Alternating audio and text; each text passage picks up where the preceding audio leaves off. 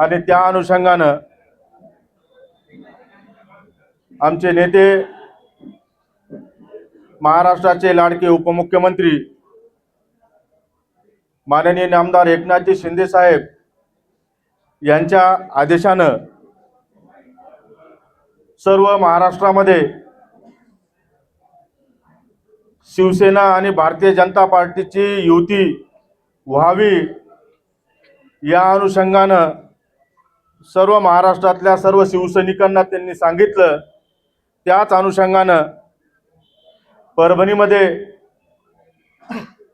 युती व्हावी अशी सर्व हिंदू बांधवांची इच्छा होती आणि त्या अनुषंगानं आम्ही सर्व परभणीकरांच्या आणि सर्व हिंदू बांधवांच्या या आग्रहाखातर आम्ही या ठिकाणी युती करण्याचा निर्णय आम्ही माननीय नामदार एकनाथजी शिंदे साहेबांच्या आदेशाने घेतला।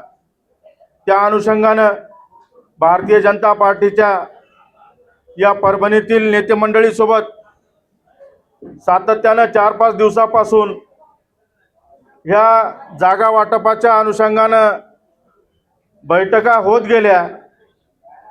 निश्चित पहिल्या बैठकीमध्ये दुसऱ्या बैठकीमध्ये बरंचसं काही या ठिकाणी मेळ झाला आणि कालपर्यंत म्हणजे 2-3 दिवसापूर्वी या ठिकाणी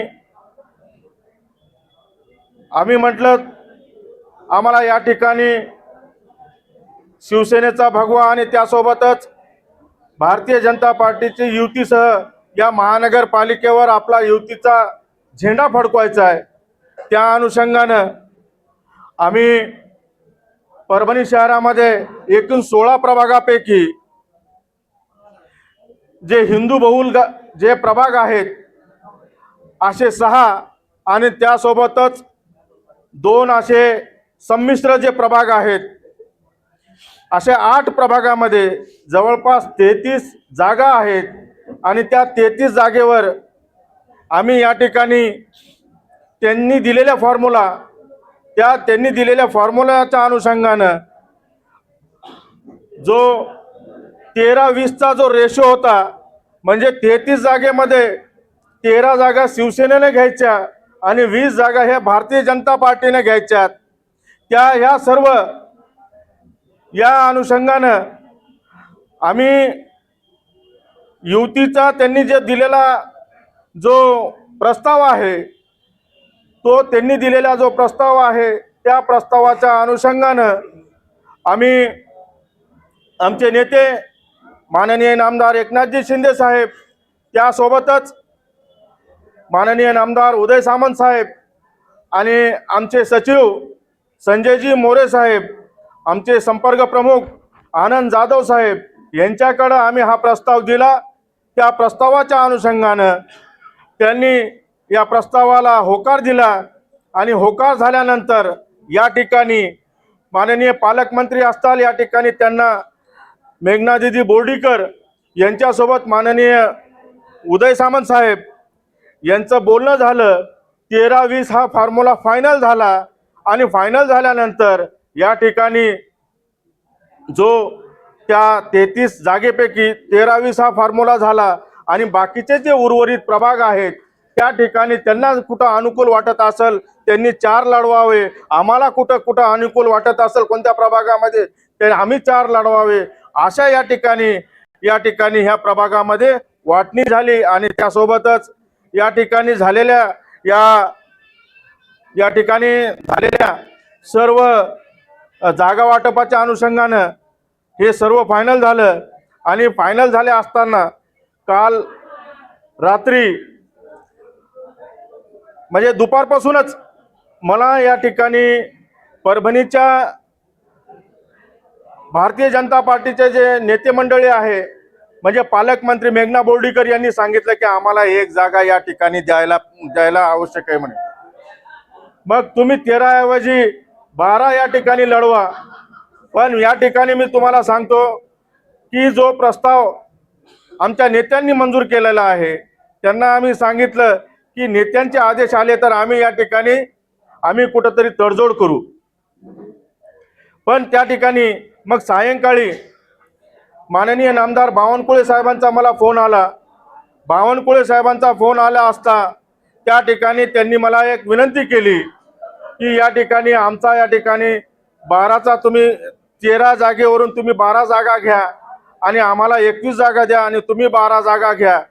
मी साहेबांना सरळ सांगितलं की आम्ही तुम्ही म्हणतायत पण आम्हालाही वरून आमच्या नेत्यांचा आदेश आला तर निश्चित प्रमाणामध्ये नेत्यांनी जो आदेश दिला तो आम्हाला शिरसंवाद असेल त्या अनुषंगानं आम्ही या ठिकाणी मग त्यांनी लगेचच आमचे नेते महाराष्ट्र राज्याचे उपमुख्यमंत्री माननीय नामदार एकनाथजी शिंदे साहेब यांचं माझं त्यांनी नाही का त्याच ऑडिओ कॉलमध्ये कॉन्फरन्स करून त्यांनी बोलणं करून दिलं आणि बोलणं करून दिल्यानंतर त्यांनी त्याऐवजी ते म्हणले की आम्हाला 13 जर तुम्ही जे आम्ही तुम्हाला 13 जागा देतो म्हणतोय तर त्याच्यापैकी आम्हाला एक जागा कमी करून आम्हाला एक जागा वाढवा आणि तुमची एक जागा कमी करा अशा पद्धतीचा प्रस्ताव त्यांनी आमचे नेते यांना दिला. तर आमच्या नेत्यांनी उदर अंतकरणानं त्या ठिकाणी त्यांना 12 जागा आम्ही घेतोत म्हटले आणि 12 जागा आम्ही घेतोत आणि 21 जागा तुम्ही लढवा कारण त्या ठिकाणी परभणीच्या हितासाठी आपल्याला हे करणं गरजेचं आहे. त्यामुळं आम्ही आमच्या एका कार्यकर्त्याला सुद्धा ज्या ठिकाणी आम्ही त्या ठिकाणी थांबवण्याचा आम्ही प्रयत्न केला. निश्चितच या परभणीच्या विकासाच्या अनुषंगानं या ठिकाणी युती ही आवश्यक होती. त्यामुळं आम्ही प्रत्येक तडजोडीमध्ये आम्ही या ठिकाणी 2 पावलं मागे घेण्याची भूमिका आम्ही ठेवलेली होती. त्या अनुषंगानं आम्ही सातत्यानं या युतीच्या व्हावं या आग्रहाखातो आम्ही होतो. पण आदेश दिल्यानंतर पुन्हा आम्ही या ठिकाणी चांगल्या जोमानं या ठिकाणी काम करण्याला सुरुवात केली आणि त्यांनी जो 12 जागा आम्हाला दिल्यात 12 जागेचा मान आम्ही त्यांनी जे दिलं माननीय बावनकुळे साहेबांचा मान आम्ही या ठिकाणी ठेवला. पण मला वाटतंय की हे जे युती तोडली या युती तोडणाऱ्यांनी या ठिकाणी बावनकुळे साहेबांनी जो मान आम्ही ठेवलेला होता आम्हाला वाटतंय की बावनकुळे साहेबाचा सुद्धा या ठिकाणी भारतीय जनता पार्टीच्या नेते मंडळीनं परभणीच्या ज्या नेते मंडळीनं त्यांनी मान ठेवायला पाहिजे होता. त्या स्वतःच्या बगलबच्च्यासाठी त्यांनी बावनकुळे साहेबाचा मान सुद्धा ठेवलेला नाही. एक शोकांतिका वाटते आम्हाला या गोष्टीची. आणि या ठिकाणी जे हिंदुत्व आहे आणि ह्या परभणीमध्ये एक विकास पाहिजे या अनुषंगाने आम्ही 2 पावलं मागे गेलो पण त्यांनी त्यांच्या नेत्याचा सुद्धा या ठिकाणी मान ठेवलेला नाही. आम्हाला ही शोकांतिका वाटते. बावनकुळे साहेबाचा आम्ही आजही आदर करतो. त्यांनी उद्या म्हणावं की बाबा आम्ही आजही वाटाघाटीला बसतो. निश्चित आम्ही बसवता या परभणीच्या हितासाठी आम्ही येणाऱ्या काळामध्ये 2 तारखेपर्यंत विड्रॉल करण्याची तारीख आहे. त्या तारखेपर्यंत आम्ही बसायला तयार आहोत. पण मला वाटत नाही की त्यांनी स्वतःच्या या भारतीय जनता पार्टीच्या जे या ठिकाणचे जे नेते मंडळी आहे स्वतःच्या बगलबच्च्यांसाठी युती तोडण्याचं पाप हे नेते मंडळी करतात. त्या अनुषंगानं या ठिकाणी मी आपल्याला जे काही घडलेलं आहे युतीच्या माध्यमातून आणि जे काही या ठिकाणी घडले ते मी आज आपल्या समोर या ठिकाणी मांडलेलं आहे. निश्चित आज आम्हाला भारतीय जनता पार्टीने केसाने गळा कापलाय आमचा. कशामुळं की या ठिकाणी आमच्याकडून युती फायनल करून घेतली. फायनल केल्यानंतर आम्ही एक चांगल्या म्हणजे एक स्वच्छ मनाने आम्ही त्यांना आमच्या पार्टीच्या नेते मंडळीनं त्यांच्यावर विश्वास ठेवला आणि विश्वास ठेवल्यानंतर जे AB फॉर्म आम्हाला 65 मिळायला पाहिजे होते पण त्यांनी म्हणले की आपण प्रत्येक ठिकाणी आग्रहास्तव आहोत युतीसाठी. पण या ठिकाणी आम्हाला 35 फॉर्म या ठिकाणी आम्हाला आमच्या पार्टीनं दिले. पण आज आमच्या या ठिकाणी जे 35 फॉर्म दिलेले आहेत निश्चित आम्ही ह्या 35 फॉर्मवर त्यांच्यापेक्षा चांगला सरस आम्ही या ठिकाणी निकाल देऊ आणि या ठिकाणी हिंदुत्व या ठिकाणी आम्ही पुन्हा अबाधित ठेवू. अशा प्रकारचं आमचं या ठिकाणचं ध्येय आणि धोरण आणि विकासासाठी आम्ही या ठिकाणी कटिबद्ध असू असंच या ठिकाणी आमचा मानस आहे. निश्चित या ठिकाणी आपल्याला मी सगळ्या गोष्टी जे झालेल्या आहेत त्या सगळ्या सांगितल्यात. आपले काही प्रश्न असतील ते आपण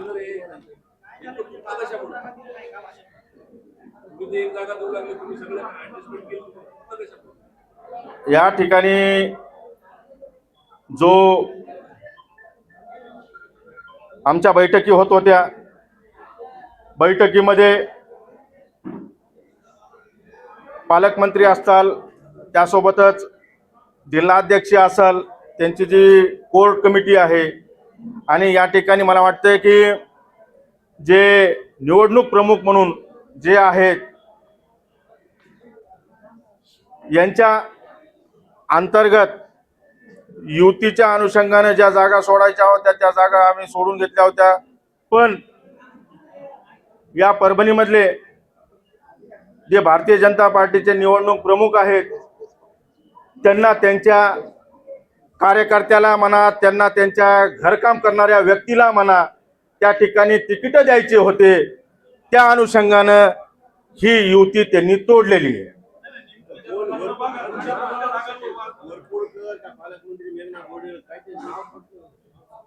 आता तुम्हाला माहित आहे ना की निवडणूक प्रमुख त्यांना जबाबदारी कोणी दिलेली आहे तेच आहे. हा, या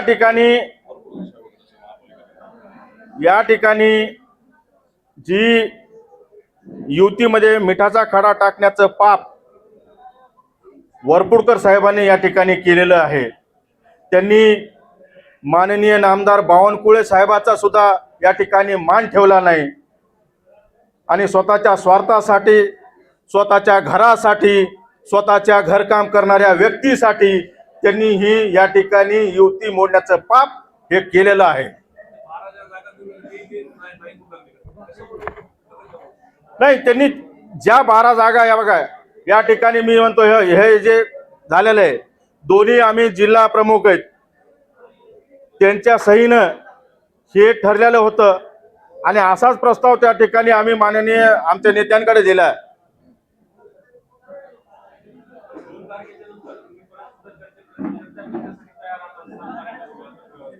आम्ही आजही पण तयार आहेत आम्ही चर्चा करायला, पण आम्हाला या परभणीमधल्या भारतीय जनता पार्टीच्या नेते मंडळीवर आम्हाला अजिबात विश्वास नाही.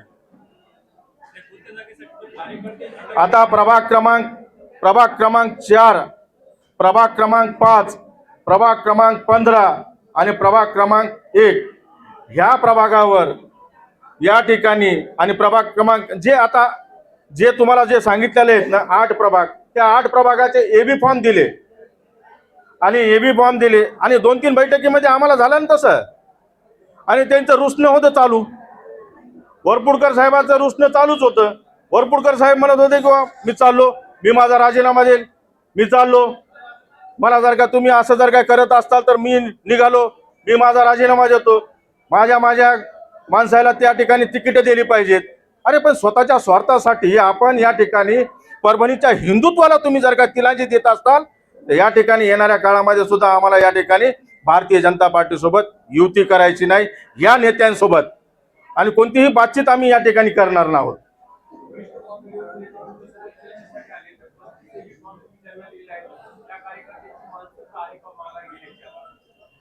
आम्ही या ठिकाणी शिवसैनिक आहेत, आम्ही ही शिवसैनिक आदेश मानणारे शिवसैनिक आहेत. जर काय आमच्या या सर्व उमेदवारांना सांगितलं की राजीनामा आपल्या या ठिकाणी सांगितलं की विड्रॉल करा, निश्चित हे विड्रॉल करताल.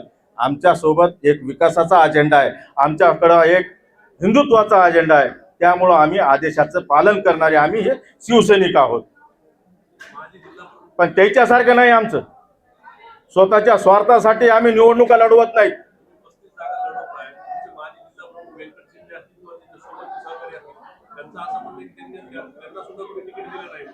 माझ्याकडे एबी फॉर्मच शिल्लक नाहीत ना.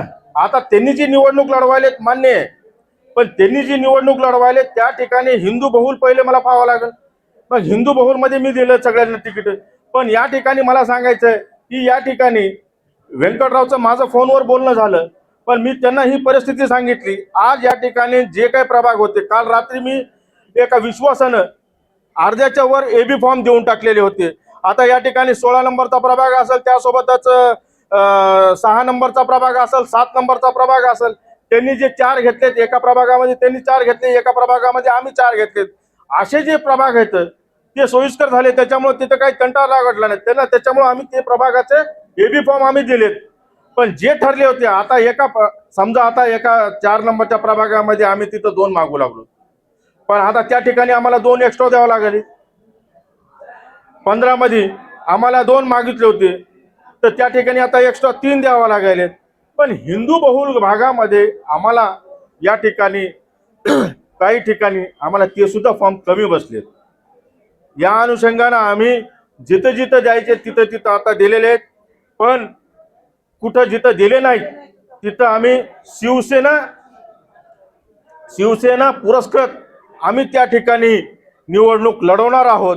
निश्चित आम्ही सर्व शिवसैनिक एका जबाबदारीने या ठिकाणी निवडणूक लढवूत आणि त्याच्यापेक्षा चांगला परफॉर्मन्स आम्ही शिवसेना म्हणून या ठिकाणी आम्ही देऊ.